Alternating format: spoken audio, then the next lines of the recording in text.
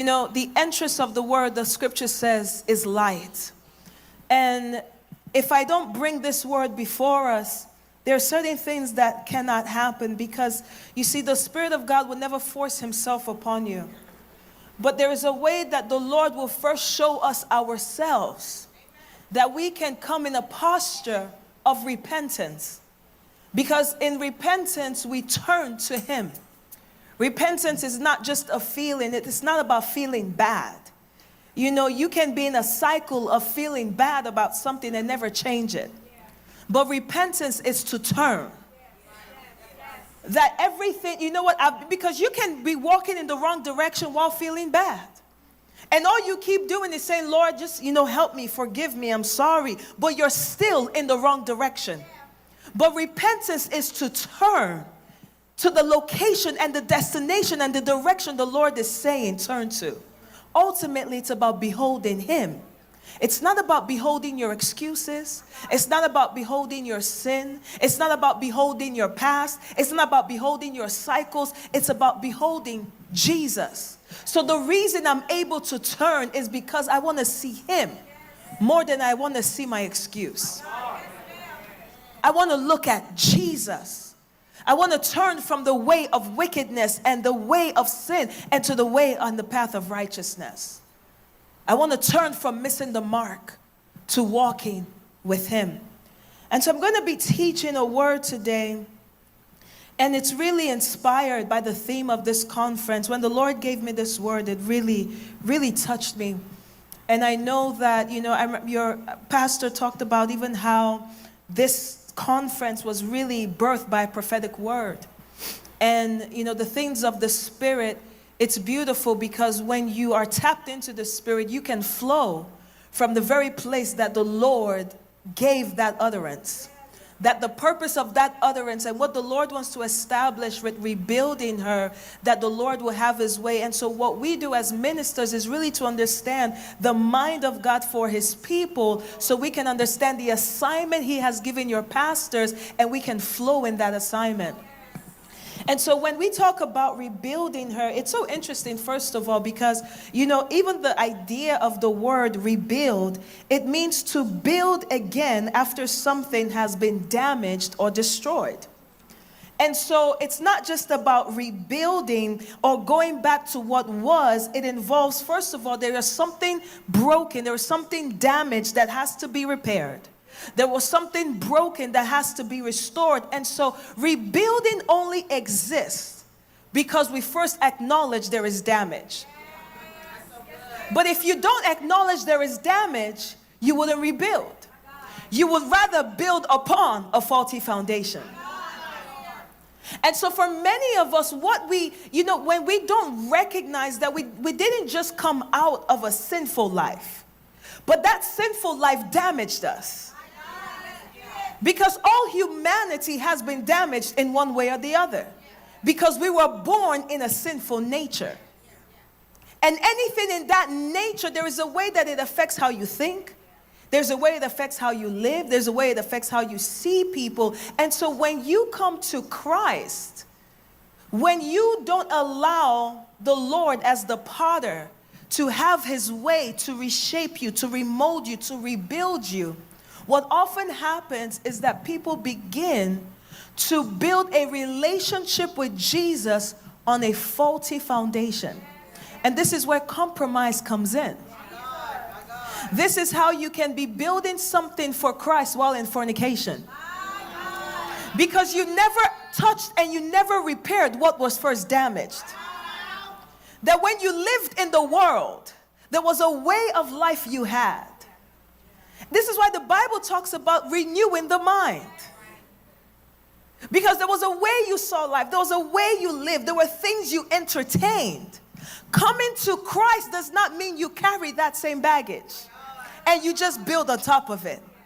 No, you have to rebuild your foundations. I love when your pastor was talking about where God met her. I remember for me growing up, I dealt with a lot of anger issues because my father was murdered when I was 8 months old. And at the time, I didn't even know that it was actually an uncle who planned the assassination that I loved. But I grew up with a lot of anger until the Lord encountered me when I was 9.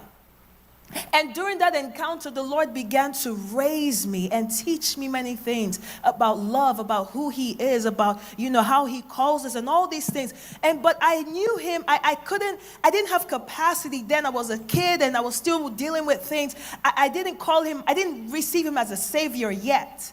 I just called him my father so he could teach me and show me things. And so in the process of just trying to figure life out, I remember when, there were times where I'm like, man, God, you're just kind of boring. Because of the sinful nature.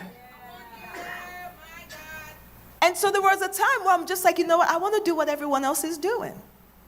And I just went crazy for a little bit. But in that craziness, there was a moment where I realized I'm living a double life. Because, Dad, I love you. And you still love me in this craziness. And I want to really do right by you. Now, doing right by the Lord was to bring all my pain and brokenness and say, Lord, now you deal with this. Help me to grow out of it.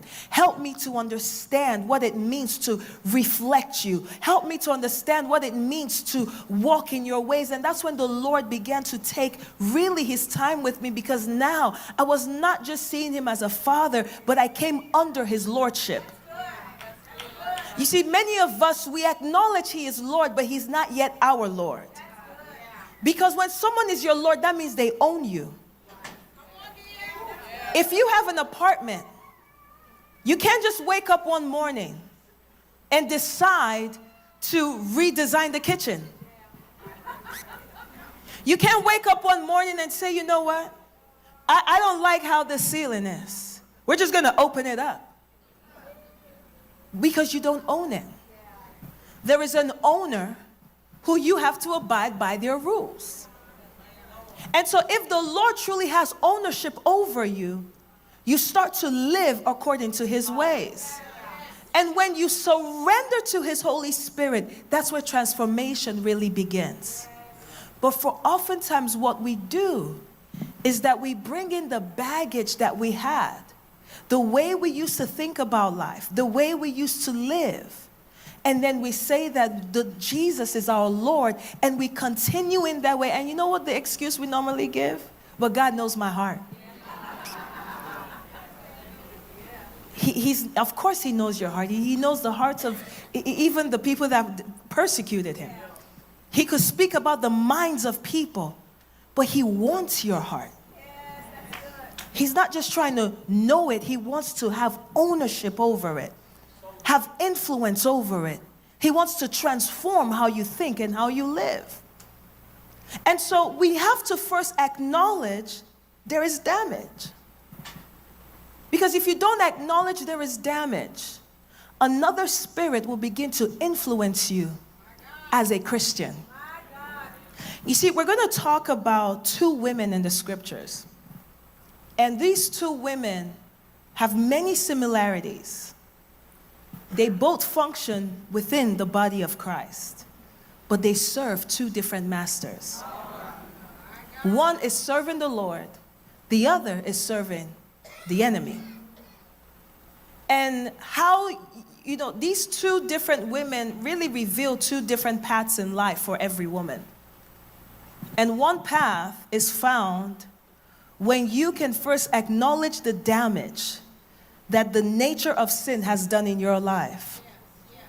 Sometimes it's not the things of how you personally saw life. Sometimes it's the things that you experience because of the nature of sin on earth. For some that have been molested as children because of the nature of sin on the earth. And it began to disrupt and distort how your perception about people. Sex no longer was about this thing of purity because someone took it from you without even your will. So now you just want to live promiscuous because now you're in control. But is that what the word says of how we should be?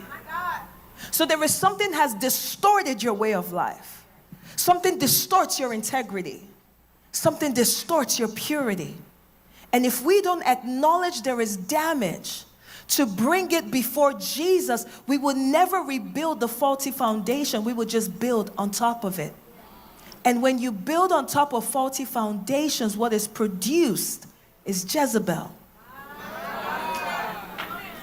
Because there are two types of women. There is a woman in the Bible called Anna. Anna was known as a prophetess. There is also a woman in the Bible called Jezebel, who called herself a prophetess. And I'm talking about the Jezebel identified in Revelation 2. She functioned in the church. Two types of women.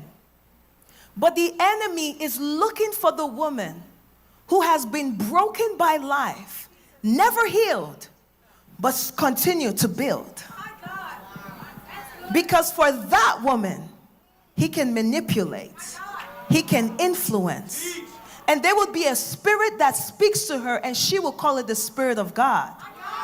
Where it is a spirit of error and the spirit of divination at work through her brokenness. And so we're going to dig into this, but before we do so, first of all, we have to understand, why is it so necessary that women, especially women, why is it necessary that we begin to identify what are the faulty foundations in our lives? Because you see, one of the things I've learned about the Lord Jesus is that before he accepts anything you give him, he has to first accept you. What I mean by that is that he is more concerned about you than what you bring. That is why you can never, it's so interesting. When the Lord had called me to step down from the ministry I'd been serving faithfully, and I really we're just on a faith walk with everything the Lord is calling me to do. And there are people that would ask me like, man, are you starting a church? I'm like, no.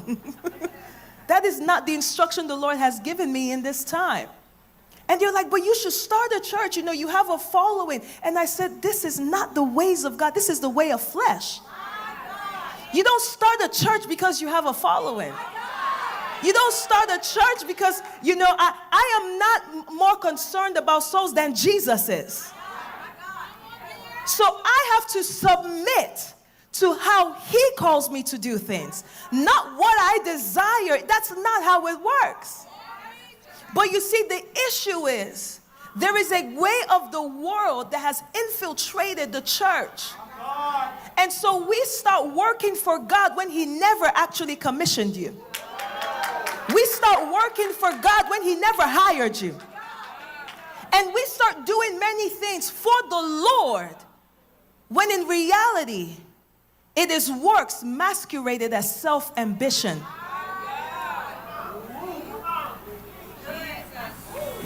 If I tell you how many people would ask me, so when are you going to open a church? I said, the Lord has not told me that. We don't do things just because we're like, oh, this is the next big thing I should do for God.